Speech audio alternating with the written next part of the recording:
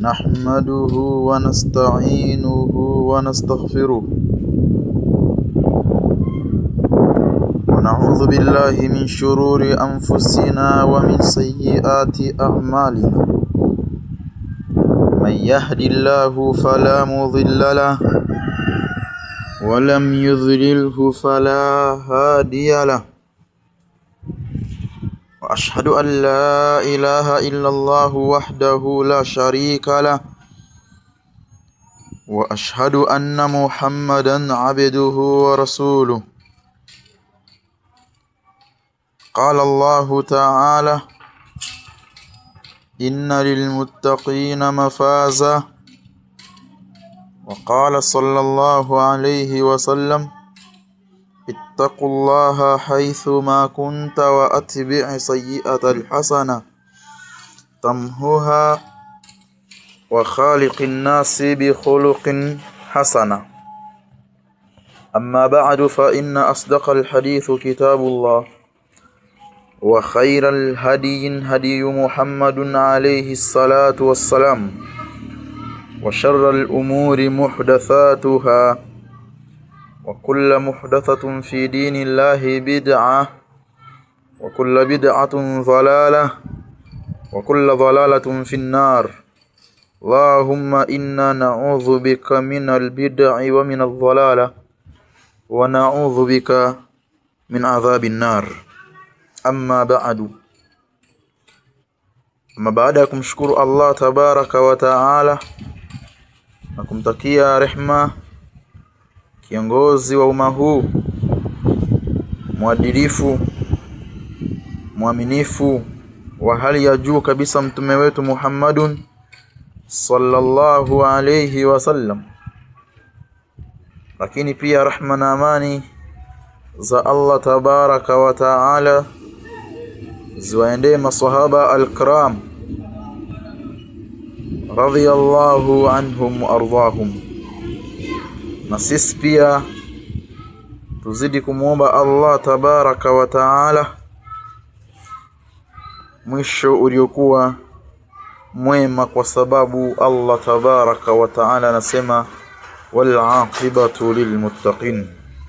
Tuzan katika imani, kama ilivyoelezwa hapo awali ya kuwa takuwa na mada isemayo kichwa chake cha habari sifa za kijana anayestahili kuoa na sifa za binti anayestahili kuolewa ndani ya Uislamu.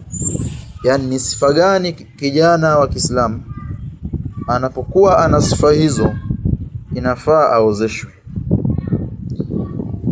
na ni sifa gani binti wa Kiislamu anapokuwa anazo sifa hizo inafaa naye aolewe.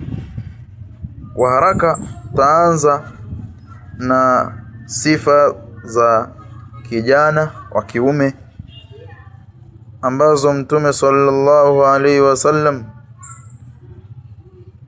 amezisemea, lakini kabla hata ya Rasulillah Allah tabaraka wa taala amesemea sifa hizo. Aya ya kwanza tutakayoanza nayo nasema Allah tabaraka wa taala baada a'udhu billahi minash shaitani rrajim, ni aya ya 34 ndani ya suratu Nisa.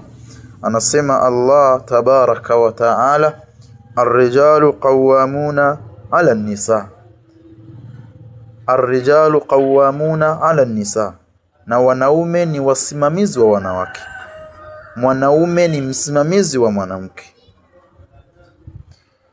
Tuzanga katika imani, anachomaanisha kikubwa Allah tabaraka wa taala kwamba hii sifa ya kuwa msimamizi, kiongozi katika familia ni jukumu kubwa sana la mwanaume. Hii inajulisha nini? Anajulisha man yaqumu ala masalihi zawjatihi, mwanaume atakayesimamia maslahi ya mkewe,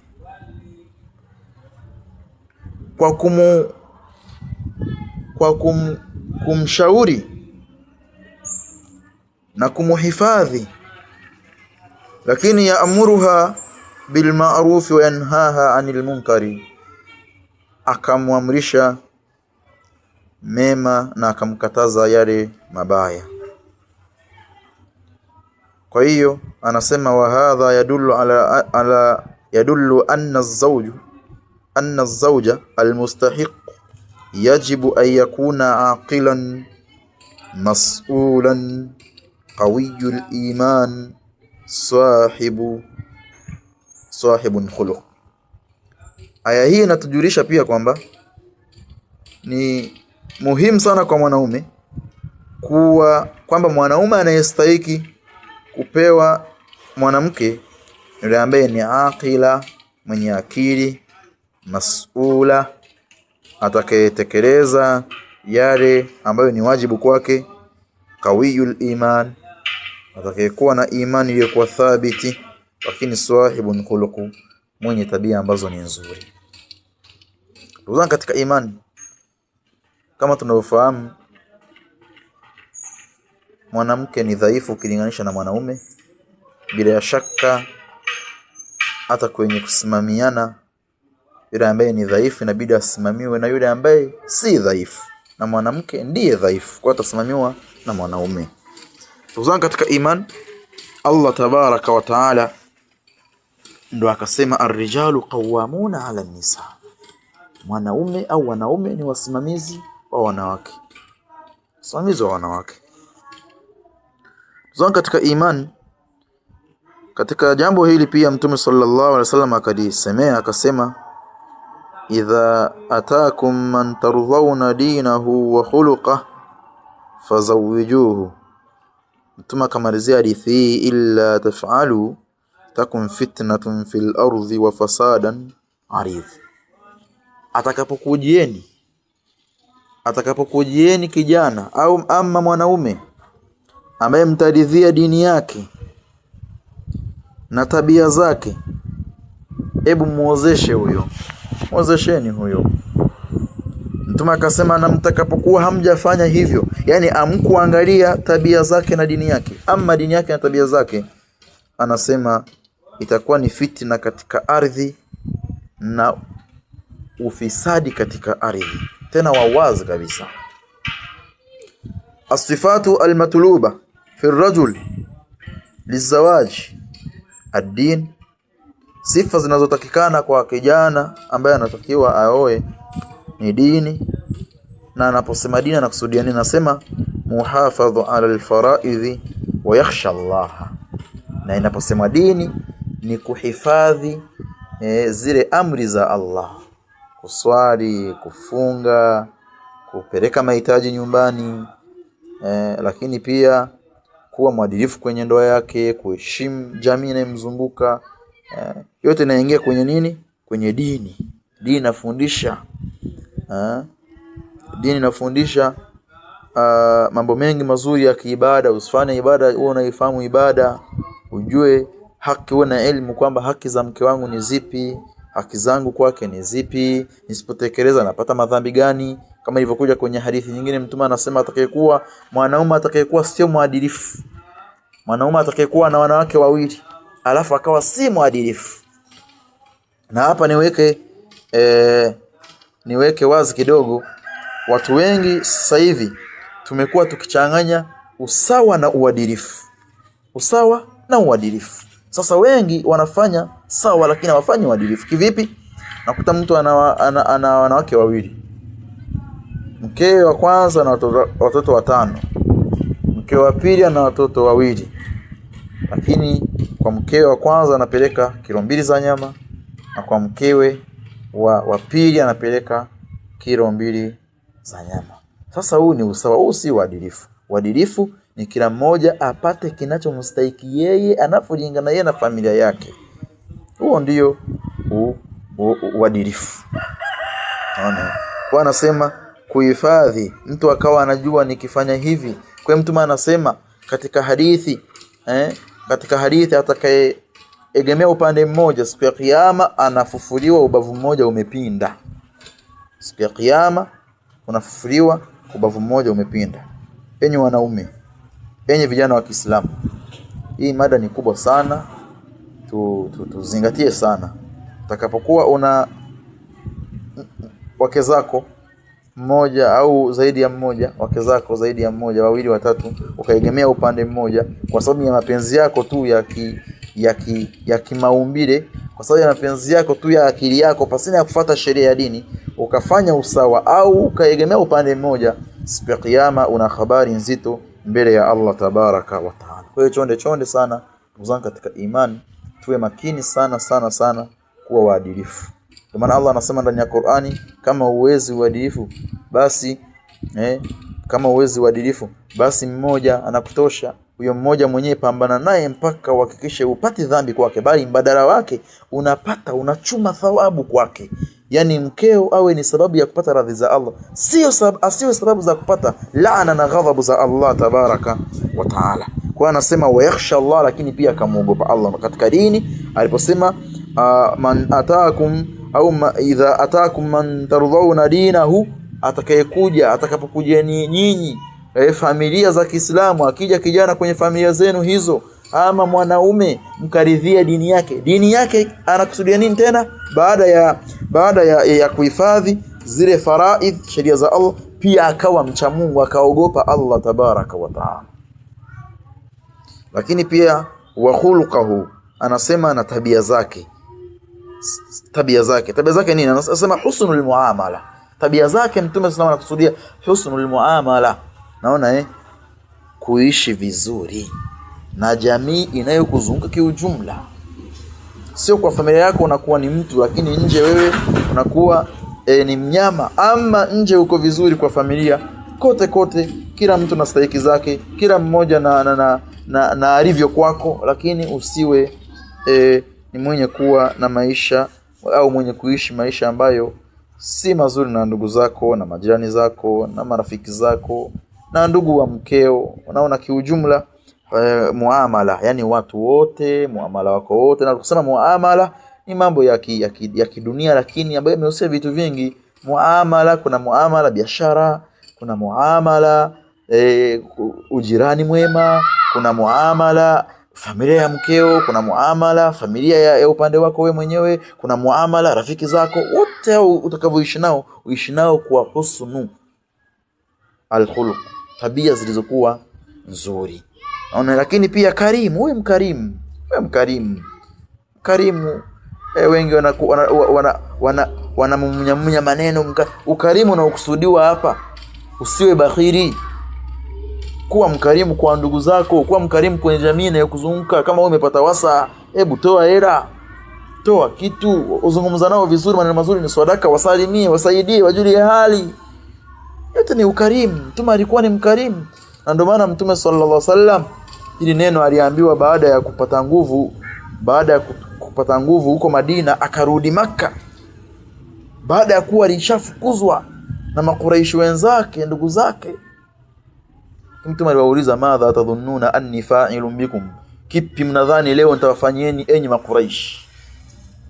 Wakasema utatufanyia kitu kizuri, utatusamehe. Wewe kwa sababu gani? Wewe ni mkarimu, mtoto wa mkarimu, mjukuu wa mkarimu. Kivipi? Yeye ni mkarimu, mtume wa Allah, mtoto wa mkarimu, mtoto wa Abdullah alikuwa mkarimu. Lakini pia mjukuu wa mkarimu, Abdul Muttalib, mzee ambaye alikuwa anashughulika na mahujaji tangu enzi hizo. Naona kwa hiyo yeye mkarimu, mtoto wa mkarimu, mjukuu wa mkarimu. Na katika hadithi nyingine Mtume anasema sikuzaliwa kwenye familia ambayo ni ya washenzi, ni ya watu wenye kufanya madhambi, watu wabaya wenye suul muamala mbaya. Hapana, nimezaliwa kwenye familia inayojua kuishi vizuri na jamii. Haya ni maneno mwenyewe Mtume sallallahu alaihi wasallam, mimi nimezaliwa katika familia takatifu. Na kweli ukiangalia Mtume sallallahu kuanzia uko wake mpaka kwa Adinani, mpaka kwa Ismail, mpaka kwa Ibrahim, mpaka kwa Adam, utakuta ni familia ambazo kwa kweli zimekaa kidini zaidi. Kwa Allah ndio anachokitaka kwa wewe mwanaume, uwe mkarimu, lakini sadiq, kuwa mkweli, sadiq, kuwa mkweli kabisa, muaminifu, lakini amin, muaminifu, Karim sadiq, unaona maneno matatu alivyoyapanga mwanachuoni huyu. Anasema karimun sadiqun aminun. Uwe mkarimu, mkweli na muaminifu. Na sifa zote hizi na nyingine zaidi ambazo pia sio hizi zote alikuwa nazo Mtume sallallahu alayhi wasallam. Uzan katika iman ayo, hapo tulikuwa tukiangalia hadithi sahihi kabisa ya Mtume sallallahu alayhi wasallam, hadithi ambayo alipokea Imam Tirmidhi kwamba atakapokujieni mwanaume kwenu ana sifa hizi mbili, hebu muozesheni. Na wallahi tumekuwa sisi tukiishi kinyume na hadithi hii ya Mtume sallallahu alaihi wasallam, lakini tukiishi kinyume na aya ya kwanza tuliyoisoma katika surati Nisa aya nambari 34, Allah aliposema ar-rijalu qawwamuna 'ala an-nisa. Tumekuwa tuko tofauti kabisa na maneno haya ya Mtume sallallahu alaihi wasallam kwamba atakapokujieni mwenye kuridhia, mwenye ambaye mtamridhia dini yake na tabia zake, muozesheni. Leo hii nyinyi mnakuwa mashahidi ndugu zangu katika imani. Leo mnaona vijana wanaooa sifa ambazo sisi kama jamii, sisi kama familia za Kiislamu, familia tena sio za Kiislamu, mimi nasema familia za Waislamu, kwa sababu zingekuwa ni familia za Kiislamu zinaishi Kiislamu, lakini kwa kuwa ni familia za Waislamu, Muislamu anaweza akakosea, ila Uislamu haukosei. Narudia, Uislamu, dini kama dini ya Uislamu haikosei, haitelezi. Uislamu umenyooka, ila Muislamu mwenye dini hiyo yeye ndiye anayeteleza. Yeye ndiye anayeteleza. Kivipi? Kwamba familia zetu za Waislamu leo hii aziangalie sifa hizi mbili kwa kijana mpaka wakampa binti yao ama mtoto wao. Wanachokiangalia zaidi ni mambo ya riziki, mambo ya kidunia, hawa nafsi, ana nini, ana hichi, ana kile, una diploma, una degree ya kidunia hiyo, sio ya dini, ya kidunia hiyo. Na magari mangapi? Unafanya kazi gani kaka? Ulisoma wapi ulisema? Mimi nilisoma Makerere nchini Uganda, UDSM jijini Dar es Salaam. Mimi nilisoma pale chuo kikuu cha Uingereza. Mashallah, unaanza kunaongelezana. Huyu ndo mtu mkubali, mdogo wangu mkubali, huyu ndo mwenyewe. Sasa hivi umeajiriwa wapi, unafanya kazi gani? Hapa niko wasibu, ninafanya kazi kwenye ofisi ya mkuu wa wilaya na kadhalika, na biashara yangu iko labda Mbezi wapi. Bas hapo Waislamu sasa hapo wameozesha hapo. Huyo kishapata mke huyo, hawaulizi vipi dini yako, vipi Uislamu wako, awapelelezi anavyoishi na watu, muamala, awapelelezi ibada zake, awaangalie yuko vipi na Mola wake, anaingia msikitini wala haingii. Wao wanaangalia pesa tu. Ndugu zangu, pesa huenda zikaisha, lakini utu na uungwana ambao unasapotiwa zaidi na dini auishi. Ilo kiangalia upande wa mali, kwa maana hiyo huyu leo ni tajiri mbona mmempenda, kesho akifilisika kwa hiyo binti yenu mtaenda kumchukua. Waislamu tuzinduke, Waislamu tutafakari, Waislamu tukiakilina ya maneno ya Mtume sallallahu alaihi wasallam kwamba jamani, chonde ili mpate dunia yenu na mpate akhira yenu. Dunia na akhira zote mzifanikishe. Akija mtu kuoa kwenu, kuunganisha damu kwenu, hebu angalia vitu viwili vikubwa kwa upande wa kijana huyo ama mwanaume huyo. Angalia dini yake iko vipi, yeye na aliyemuumba anamtambua vipi aliyemuumba. Kama anamdharau aliyemuumba, wewe baba mkwe na mama mkwe au wewe shemeji yake, atakuona wewe ni kitu gani? Sasa tulipoferi hapo ndugu zangu katika dini, ndio yote mnayoona sasa hivi maisha yamekosa baraka, maradhi, maisha tunalia ni magumu na kadhalika. Na tutaendelea kulia Waislamu kwa sababu gani? Hatujazinduka. Ili tusiendelee kulia, tuendelee kupata riziki za Allah, maradhi Allah kama sio kutupunguzia basi tuondoshe kabisa, tupate mazuri, tustawi duniani, tupate zaidi kesho akhera.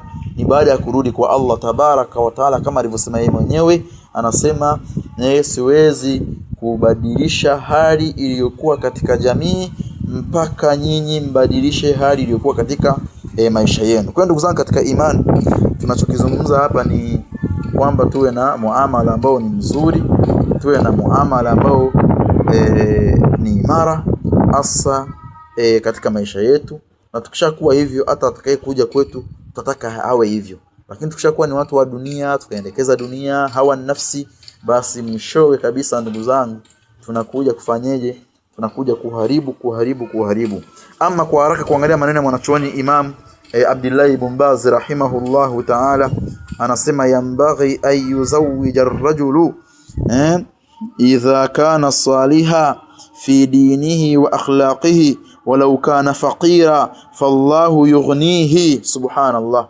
Ni wajibu, angalia maneno ya mwanachuoni huyu, ni wajibu, yambaghi, inatupasa sisi waislamu kumuozesha mwanaume au kijana ambaye ni mwema katika dini yake, katika tabia zake, wala ukana fakira, hata kama kijana huyo ni fakiri, hata kama kijana huyo amiliki vitu, amiliki mali, amiliki masters, amiliki elimu kubwa ya kidunia, amiliki vitu vya kidunia ambavyo nyinyi ndio mwavitaka, lakini maadamu ana dini, ana ilmu ya dini, ana tabia kwa jamii inayomzunguka, ni mtu anayekumbuka aliyemuumba, huyo anasema Imam Ibn Baz, muozesheni mtu huyo. Anasema fallahu yughnihi, Allah atakuja kumtajirisha huyo. Na mimi nakwambieni waislamu, kama si kumtajirisha kitu, basi Allah atatajirisha moyo wake. Hata kama ana kitu, lakini atakuheshimisha. Binti yenu atakavyokuwa anaishi naye, atakavyokuwa anamjali, atakavyokuwa ana ule muamala, atakavyokuwa huyo mkwe wenu atakavyokuwa anasemwa, ni sifa zile ambazo ni nzuri. Hata nyinyi huko mlipo mnafurahi. Wewe unaonaje? Unaambiwa mkwe wako nimeswali naye leo katoa hutuba nzuri, mashallah, leo alikuwa na darasa, ile kijana simemwozesha anao hapa, leo tulikuwa naye kwenye seminar, leo tulikuwa naye kwenye majalis ilmi, vikao vya kielimu. Leo unaonaje sifa hizo? Lakini unaonaje kinyume chake? Unaambiwa yule kijana mlimwozesha, nimekuta pale anapigwa ameiba kuku, nimemkuta kwenye roji, kwenye magesti, unaona? Sasa unaonaje tabia hizo? Tena ana kimada kabisa. Kwa ndugu zangu katika imani, maneno ya Ibn Baz anasema yambaghi, ni wajibu kwetu sisi kumuozesha kijana ambaye ni mwema katika dini yake na tabia zake, hata kama kijana huyo ni fakiri. Allah atafanyaje? Atatia baraka insha Allah. Lakini Imam Ibn Qayyim anasema az-zawaju laysa malan faqat, kuoa si mali tu, bali anasema kuoa kwingine ambako kunazingatiwa ni qawamatu wa ri'ayatun, wa man la yuhsinu al-qawama la yastahiqu az-zawaj. Subhanallah. Anasema Imam Ibn Qayyim, kuoa sio mali tu, bali kuoa pia ambako kunazingatiwa pia kwingine ni kuwa na msimamo na namna ya kuchunga huyo binti yenu, kukaa na binti yenu kwenye misingi ya dini. Hata kama ana mali, lakini hawezi kusimamia, hawezi kaa naye kwenye misingi ya dini, huyo msimpe binti yenu. Huyo anakwenda kumpoteza. Afuatilie kama kaswali. Binti mnamuozesha akiwa mashallah ameenda ni swala 5, ni mwenye kuvaa mpaka niqabu, mwenye stara nzuri kubwa ya maana mbele ya Allah, mbele ya Waislamu wenzake, jamii inayomzunguka. Ndani ya miezi 3, siku 90, binti anakuja kutembea, tayari unajiuza anti muslim muslima ama kafira. Wewe ni Muislamu, dada yetu, wewe Muislamu au kafiri? Kwa nini? Anaishi naye ndiye tatizo, na tatizo lilianza kwenu nyinyi. Wa man la yuhsinu alqawama la yastahiqu az-zawaj, ambaye hawezi kusimamia binti yenu astahiki kuozeshwa binti huyo. Maneno ya mwanachuoni mkubwa Ibn al-Qayyim rahimahullahu ta'ala. Uzani katika iman, kwa ufupi, mwanaume ambaye anastahili kupewa binti ambaye ni mwema, kwanza awe ni swahibu dini wa taqwa, husnul khuluq wal muamala, qadir ala nafaqati wal qawama, yuhtaramu al mar'atu wa yu'affaha, yahmilu al mas'uliyati az-zawaji bisidqi. Hizi ndio sifa za mwanaume. Kwanza ni mtu wa dini na ucha Mungu, mwenye tabia nzuri na muamala, anaishi vizuri, mwenye kuweza nafaka. Nafaka ni kitu muhimu katika maisha ya wanandoa. Nafaka ni Mtume ameizungumzia kwenye hadithi, man istata'a minkum al-ba'a falyatazawwaj. Nakuja nafaka, anaweza kutoa chakula asubuhi na jioni, lakini pia uwezo mwingine ni wa quwwatur rijal, kumkidhia kumkidhia haja yake ya unyumba, hiyo inaingia kwenye nafaka.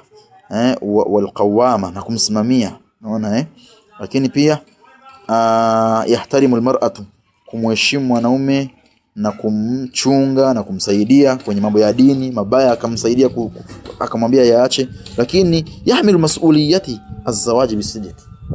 Kiufupi yale maisha ya kindoa yote anafanyaje, anayabeba kwa nini? Kwa uaminifu wa juu kabisa. Anasema hadhihi sifati taj'aluhu ahla lizawaj ash-shar'iyya al-mubaraka wa tanalu bihi al-usra ridha Allah wa istiqraruha. Anasema hizi sifa tunazijalia kwa anayetaka kuoa kisheria, ili apate baraka na apate usra, naona na apate radhi za Allah tabaraka wa taala, na ziwe ni zenye kuendelea. Kwa hiyo ndugu zangu katika imani, kwa haraka kabla ya kuanza kumwangalia kazia binti sifa za kuolewa ambaye ametajwa katika dini ni ipi, basi tunamaliza kwa kuzungumzia mwanaume kwa kusema kwamba anapokuja mtu kwenu kuoa, msiwe na tamaa na mali kama ipo, kama Allah hajamwandikia atapata hicho kilichoandikiwa na Allah tabaraka wa taala. Lakini ana tabia, hebu mpeni huyo binti, mtasalimika duniani, lakini mtapata salama kwenye maisha ya barzakh. Allah atawahurumia zaidi na kesho akhira. Ndugu katika imani, ilikuwa ni upande wa kuangazia kijana ambaye anapashwa akiwa na sifa hizi ndo tumuozeshe. Ama upande wa binti wa Kiislamu, anaolewa kwa sifa zipi? Anasema sifatul mar'atu salihah almutazawwija urida dhikruha fil Qur'an al-Karim was sunnah an-nabawiyya wa aqwalul ulama wa tu'tabaru asasan fi bina'i bayti muslim mustaqirru wa mali'i bil mawadda war rahma. Anasema ama upande wa sifa za mwanamke mwema zimepokelewa ndani ya Qur'an tukufu, lakini ndani ya sunna, hadithi za Mtume sallallahu alaihi wasallam na maneno ya wanachuoni ama wanazuoni, na inahesabika misingi fi bina'i baiti muslim, kwamba hiyo ndio misingi ya kujenga nyumba ya Muislamu. Lakini pia na kupata nini? Mawadda wa rahma, mapenzi na huruma. Mwanamke anapokuwa na sifa hizi zitakuwa ndio sababu kubwa ya kupatikana mapenzi na huruma ndani ya nyumba ya Muislamu. Ndugu zangu katika imani, awalan, mwanzoni kabisa min al-Qur'an al-Karim au fil Qur'an al-Karim, ndani ya Qur'ani tukufu, anasema Allah tabaraka wa taala, anasema sifa ya kwanza ni tu'atu wa taqwa wa satr. Kwanza kuwa mtiifu, huyo binti awe mtiifu, lakini awe mcha Mungu na awe na stara. Anasema maneno hayo Allah tabaraka wa taala, fasalihatu qanitatun hafidhatun lilghaibi, fasalihatun qanitatun hafidhatun lilghaibi. An-Nisa aya nambari 34. Qanitatun ay muti'atun lillahi wal azwajihin, wale wanawake ambao wanamtii Allah tabaraka wa taala na waume zao, hao ndio al-qanitatu. Hafidhatu, aliposema Allah tabaraka wa taala hafidhatu lilghaib, hafidhatu lilghaib, anamaanisha nini? Tahfadhu nafsuha wa mali zawjuha fi ghiyabihi. Huyu binti, huyu mwanamke anahifadhi nafsi yake yeye mwenyewe na mali ya mumewe anahifadhi pindi mumewe anapokuwa hayupo. Naona Kwa hiyo sifa hii ya kwanza ya mwanamke awe ni mwema, lakini awe ni mcha Mungu. Ni mwema na mcha Mungu. Kwa sababu gani? Hizo ndo sababu za kupata al-mawadda, ar-rahmatu wal mawadda. Ndugu katika imani, sifa nyingine ya pili Allah tabaraka wa taala ameisemea, anachoona anasema al-mawadda wa rahma, kupata mawadda na rahma. Sasa kupatikane mawadda wa rahma, mapenzi na huruma. Kama mnavyojua, mawadda ni kitu kikubwa zaidi na kipo baina ya watu wawili tu. Mimi hapa ninampenda mama yangu, mimi nampenda dada yangu, mimi nampenda kaka yangu, mimi napenda watoto wangu, napenda marafiki zangu, napenda sana walimu zangu na mashaikh zangu. Lakini mapenzi ambayo nampenda mke wangu tofauti na wale wote niliowataja, hayo ndio yanaitwa mawadda. Kwa hiyo mawadda ni mapenzi maalum Allah aliyojalia baina ya mke na mume au baina ya wake na waume zao. waume na wake zao, yanaitwa mawadda. Yametoka kwenye mapenzi ya kawaida yakawa ni mapenzi ya juu kabisa. Ndio katika imani anasema Allah tabaraka wa taala, waja'ala bainakum, na tukajalia baina yenu wanaume na wanawake, almawadda, waja'ala bainakum mawadda, tukajalia baina yenu wanaume na wanawake mapenzi, wa rahma, na huruma, mtahurumiana. Ndio maana katika aya nyingine Allah tabaraka wa taala anasema, na hata mwanamke na mwanaume mkigombana, msisahau fadhila mlizowahi kufanyana baina yenu. Msisahau kwamba mmetoka wapi, mko wapi. Msisahau kwamba nyinyi mliwahi kula bakuli moja. Msisahau ya kwamba mmetoka kwenye hali ya umaskini mpaka leo mlipo. Msisahau kama mnalala kitanda kimoja, mmepata mtoto, mmewahi kunongonezana, mmewahi kufanya hivi. Naona yote haya ni katika fadhila ambazo Allah amejalia baina ya mke na mume. Ndugu zangu katika imani, ama sifa nyingine anasema almar'atu almutazawwijatu almu'minatu ta'ish ma zawjuha biruhi almawaddati wa rahma. Ndio ile tuliyosema kwamba mwanamke ambaye ana sifa ya kuolewa ni yule ambaye ni muumini, ambaye muumini wa kweli, ambaye anaishi na mume wake kwa roho ya mapenzi na huruma, kwa moyo wa mapenzi na huruma.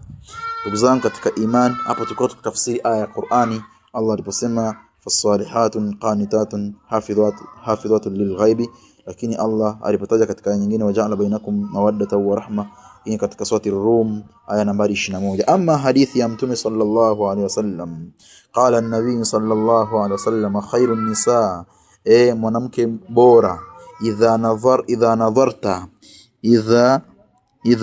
nadharta ilaiha sarratka, wa idha amartaha ata'atka, wa idha ghibta anha hafadhatka fi nafsiha wa malik.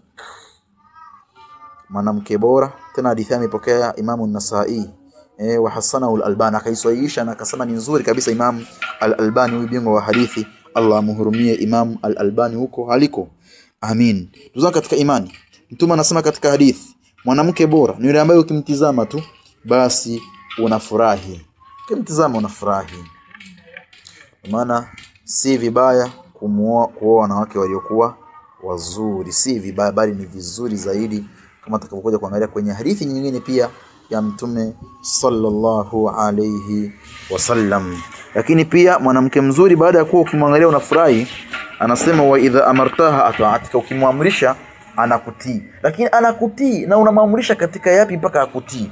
Ni yale ambayo anayadhia Allah tabaraka wa taala, ameyafundisha na kuyaelekeza Mtume sallallahu alaihi wasallam, wameyasemea na kuyashauri na kuyadadavua wana wachuoni. Kwa hiyo mfano namwambia mke wangu, ebu amka tuswali, kwa sababu tukiswali swala za usiku tutapata kadhaa na kadhaa. Lakini Allah anakuwa ameteremka kwenye mbingu hii fi samai dunya alladhi zayyanaha,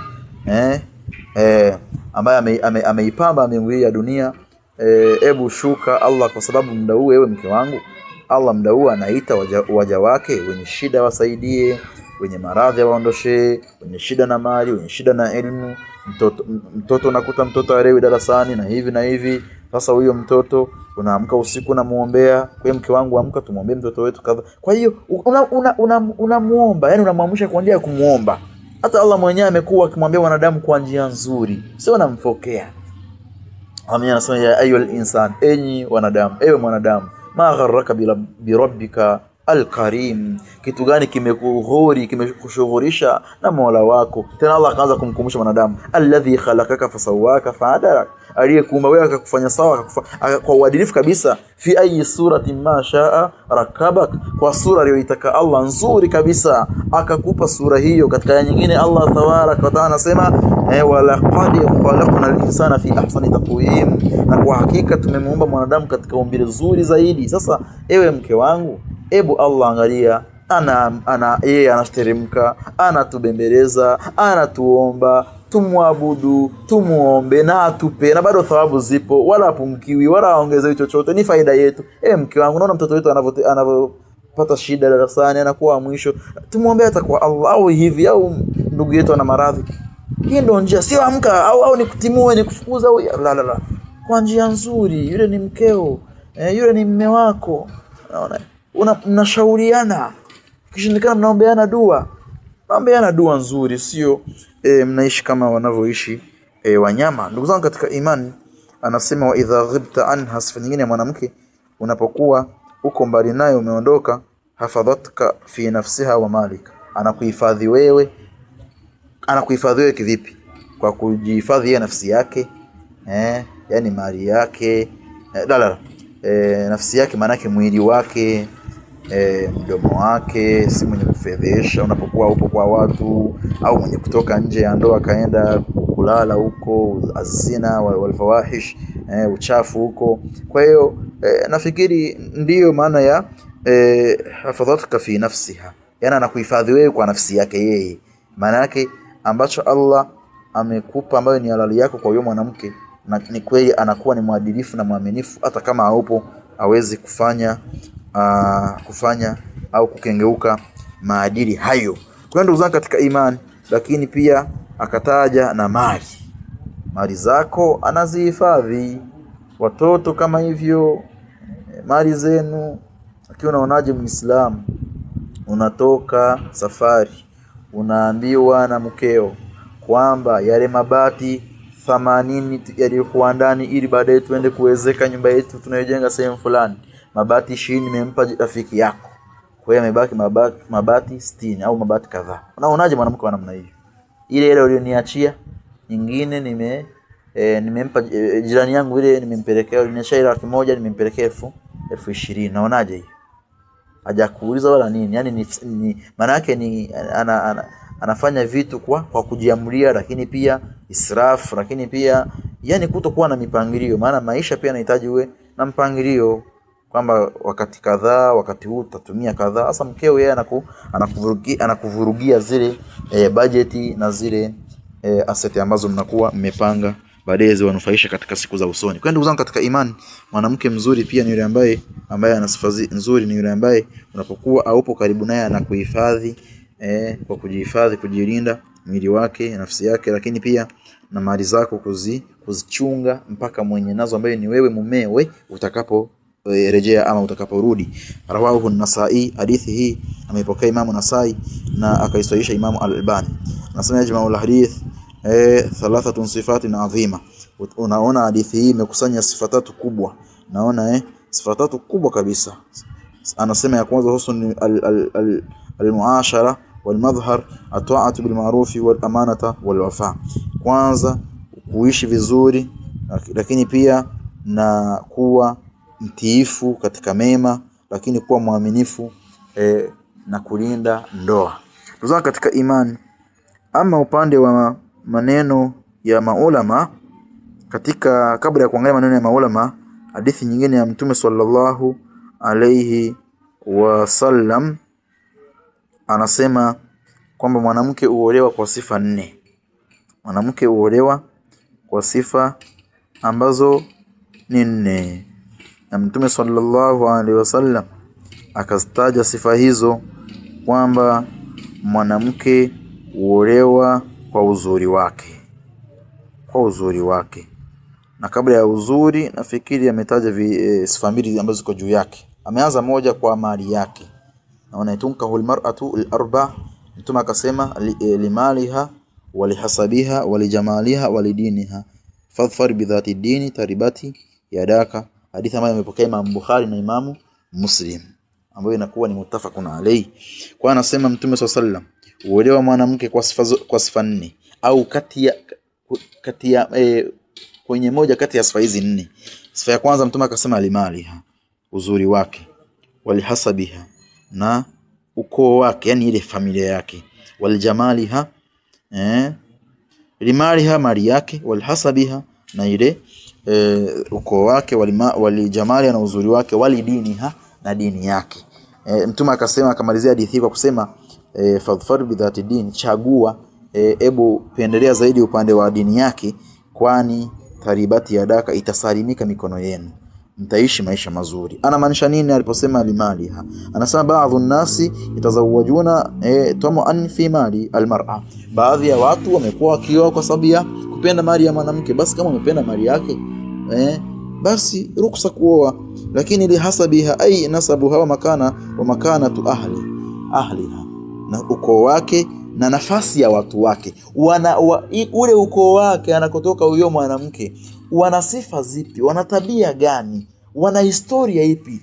Wachawi sana, wenye kuua sana, wenye fawahisha zina sana, asariqun, wanaiba sana, ama ni waswariji, ama ni wafungaji, ama huwa ni muhsinun, wanafanya wema kwa wenzao. Kwa hiyo lazima ujue sifa kubwa na tabia kubwa katika ukoo na familia ile.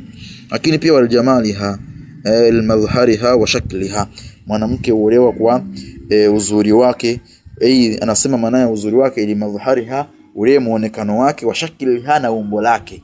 Narudia, lijamaliha lidhahariha, ule muonekano wake, walishakaliha, na umbile lake. Umempenda umbile lake na uso wake na kadhalika, basi ukampenda, ruksa inakuruhusu uenda. Kwani ruksa dini imeruhusu?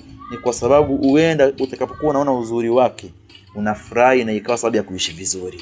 Utakapokuwa alipotaja mali kule, ukiona mali yake inakusaidieni, ikawa ndo sababu ya kupata mawaddata wa rahma. Kwa hiyo ni jambo ambalo ni zuri kabisa Mtume sallallahu alayhi wasallam ameliongelea. Lakini lidini Mtume aliposema na dini yake, jamaa, tena kwenye dini alisisitiza. Mnakumbuka hadithi hii nilisoma? Mtume anasema fadhfar bidhati dini taribati yadaka. Mtume alikusudia nini? Anasema lidini ay taqwaha wa ibadatuha wa akhlaqiha, uchamungu wake na ibada zake na tabia zake. Mwanamke ni kwanza ana stara, lakini pia katika mambo ya ibada ni mchangamfu, mambo ya kutoa, kama ana mali anatoa. Ukimwambia mke wangu pale msikitini nimeona wameanzisha msingi, nafikiri pale madrasa, itakuwa madrasa hii, hebu mume wangu fuatilia uone kitu gani kinahitajika. Mke wangu mimi mchana nilienda pale, wanahitaji mabati. Mangapi? 40. Mimi nitatoa 20. Sasa huyo ni mwanamke kabisa. Huyo sasa ana sifa ya kuolewa. Unaona kwa nini ametoa? Angalia kule ulipompenda kwenye mali yake, inakuja kufanya kazi kwenye dini. Kwa hiyo mali unapokuwa nayo ukawa una dini, ile mali inanufaisha dini na Waislamu na Uislamu kwa ujumla wake. Lakini mwisho unapata thawabu wewe na kuepushwa na ghadhabu za Allah tabaraka wa taala yauma alqiyama. Wa ibadatu, ni mwenye kupiga ibada, anafanya anafunga, anajistiri, anafanya hivi ibada. Mfano hii stara ya wanawake hii, kuvaa furu kabisa, wallahi mimi nasema tuwaombee dua wake zetu, mama zetu, dada zetu wanaojistiri, kwa sababu ni jambo kubwa. Kuna mikoa mingine ina joto sana kama jiji la Dar es Salaam, na mikoa mingine ambayo ina joto sana, Zanzibar huko, Tanga. Sasa angalia alivyojihubika pale. Japo wengine wanasema hapana, maumbile yako hivyo sawa, lakini usifikiri kwamba apati maudhi. Anapata maudhi, lakini kwa ajili ya nani? Ya Allah tabaraka wa taala. Kwa ndio maana atetereki, wala anakuwa si mwenye kurudi wapi, kurudi nyuma. Nafikiri ndugu zangu katika imani nitakuwa nimeeleweka vizuri katika nukta hii. Ndugu zangu katika imani, wa akhlaq na tabia zake ujumla, anavyokujibu, anavyokuheshimu ndani, mnavoongea, mnavoishi, mnavopanga mambo, mnavosikilizana.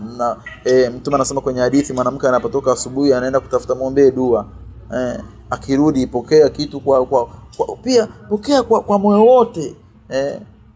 Shukuru Mwenyezi Mungu alichokuja nacho amekuletea, ndio hicho kapambana. Kuna mwingine hajapata, lakini angalia zama tulizokuwa nazo, tangu asubuhi mpaka jioni analetea vidagaa.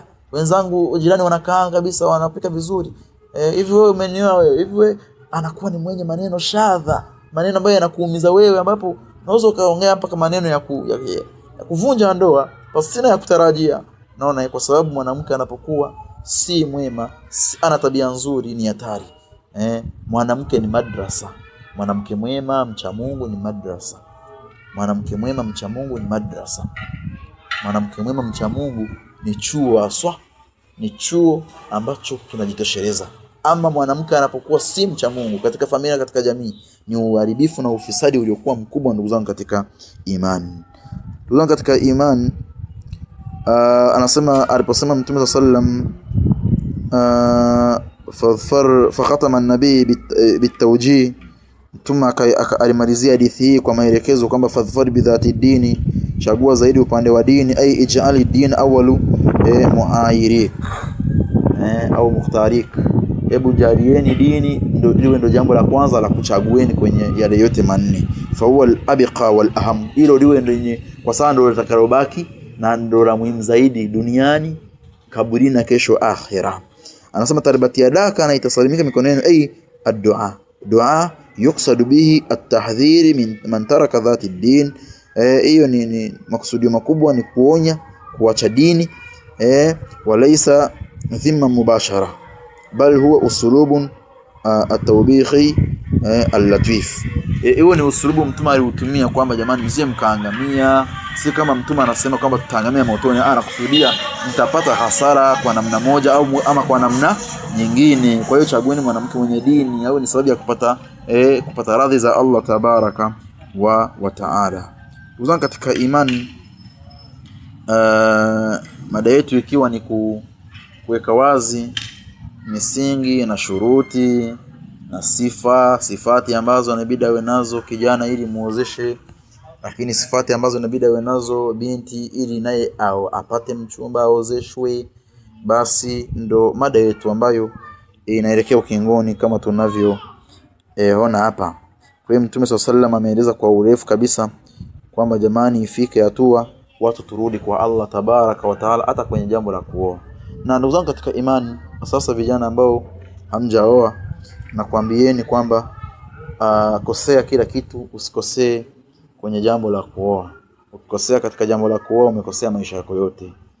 Fika hatua mwanamke mpende kwa uzuri sawa, mpende kwa mali sawa, mpende kwa ukoo wake mkubwa, wanamiliki ni wengi na hivi sawa, lakini basi kama alivyoelekeza Mtume, basi tuzingatie hadithi hii kwamba basi tuangalie upande wa dini yake, kwamba jamani ile dini itakuwa ni sababu ya mujtama, watu kufurahia yule mtu, lakini kupata baraka za Allah tabaraka wa taala. Unaonaje mkewa na uzuri, ana mali, ana ukoo mkubwa, lakini watu hawaingii kwake, watu wanaogopa ile nyumba yako, wanasema tangu alia wewe bana amebadilika, kumbe kabadilishwa na mkewe. Alia alikuwa mtoto mzuri, lakini kumbe mkewe ndiye kila kitu. Na kama mnavyojua mwanamke ndo waziri wa mambo ya ndani. Mambo ya ndani muweze mwanamke nafasi yake. Sasa yeye anapokuwa ni mchangamfu kwa watu, mwenye huruma, si mroho, ana uchoyo, anamjua Allah, anajua fadhail as-sadaqa waz-zaka, basi familia yako, ndugu yangu Muislamu, wewe kijana, familia yako itakuwa na ugeni na wageni baraka, familia yako itakuwa ina nuru, familia yako itakuwa inapendwa sana, malaika wataingia pale, kwa sababu unajua umeingia kwenye nyumba ambayo kuna watu wanaoswali ndani yake. Lakini wewe mkeo ni mtu wa sinema zetu, hakika ni za kwetu, si mwenye kuswali, si mwenye kufunga, si mwenye stara. Akitoka watu wanajiuliza, hivi yule ni Muislamu ama ni ghairu muslima? Ni Muislamu au si Muislamu? Watu wanajiuliza, hivi yule Ali, hivi yule Muhammad alimpenda nini huyu? Uzuri tu. Kwa ndugu zangu katika imani, pia hii jambo ni muhimu kulizingatia. Kwa sababu gani? Ni jambo muhimu sana kwenye maisha. Kwa hiyo vijana tunarudia kwa kuwasisitiza kwamba unapokuwa unatafuta mchumba, atukatazi wala Mtume hajakataza wala Allah tabaraka wa taala kwamba usichague mzuri, mrembo, umempenda sura yake, ukimtizama kama alivyosema Mtume kwenye hadithi unafurahi, lakini pia mahali, lakini zaidi angalia upande wa dini yake. Dini ipo pale. Dini ipo pale. Sasa hivi mabinti wenyewe wanasema wenyewe tunawasikia. Kwa sasa sisi maustadhi hatuishi kwenye andaki sisi, wala tuishi chini ya ardhi au wapi.